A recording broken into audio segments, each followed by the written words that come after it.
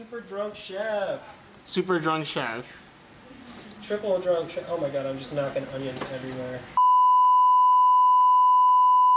You ever see that video of the guy? God, I just stabbed myself too. We're 2 minutes into the thing and I'm already hurting myself. By Behringer Main Vine?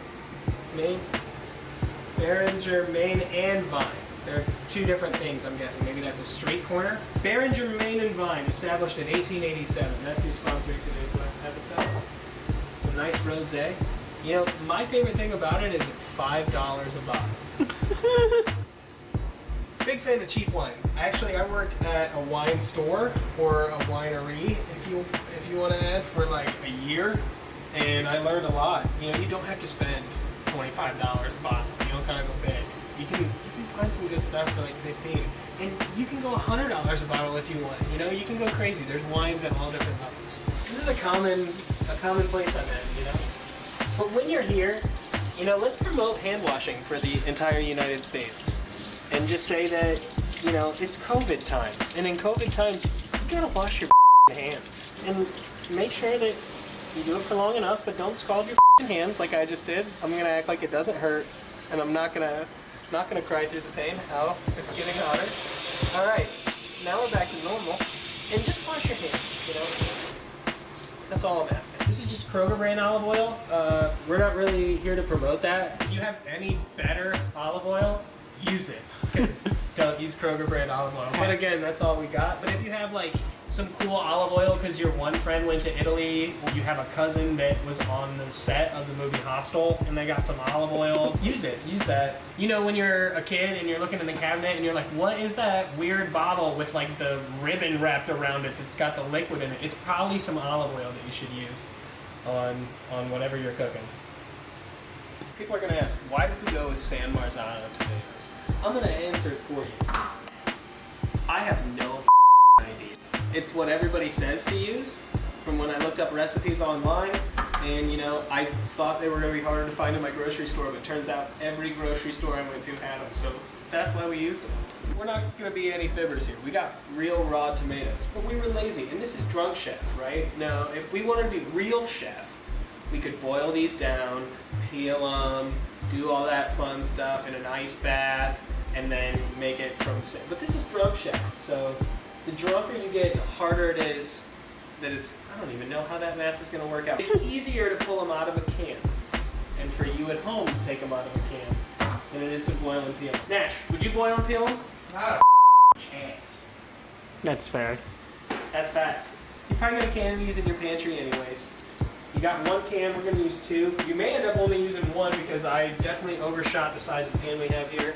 These are perfect for this kind of thing because what you do is you bring it up to a nice medium, you cook your stuff, and then you put your tomatoes in, everything, you put it on low, and you just let it simmer for an hour.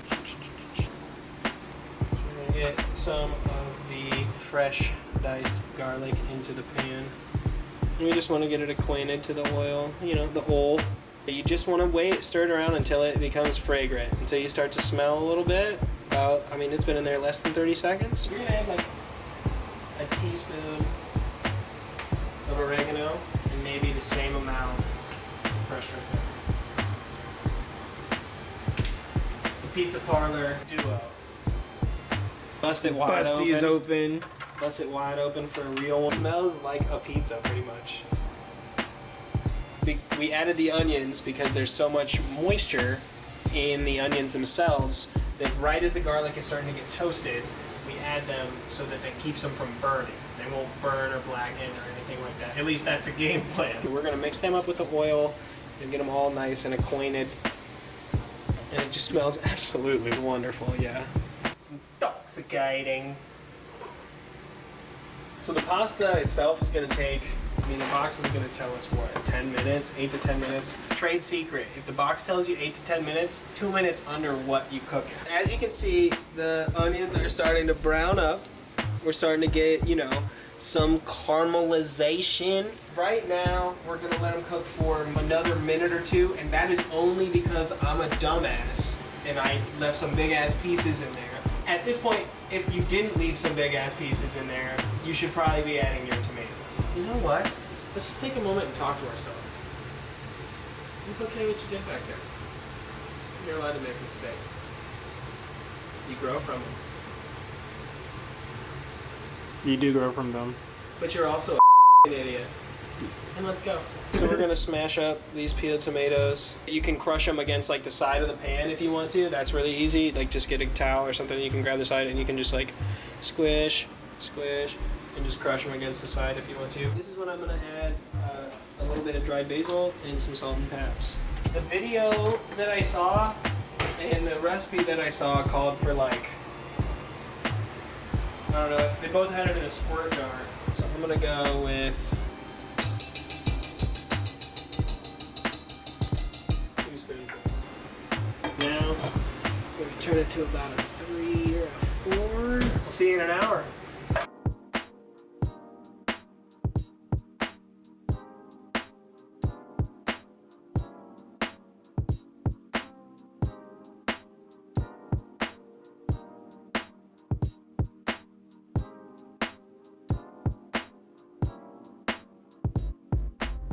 It definitely tastes better than the can I eat. Okay.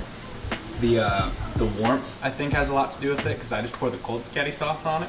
I don't take the extra step. I don't know how to explain things in words, Okay. but I would eat a lot of this if given Okay. the That's opportunity. that's fine. That's a good way to explain it. It's really good. Yeah, I'd say that's pretty good. I did almost get lost in the sauce. Yeah.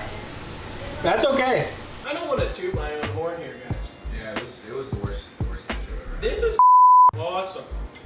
If you want to know how to do it, he just said it right there. If you want to know, Nash, you go back, you watch this video, it'll teach you how to do this.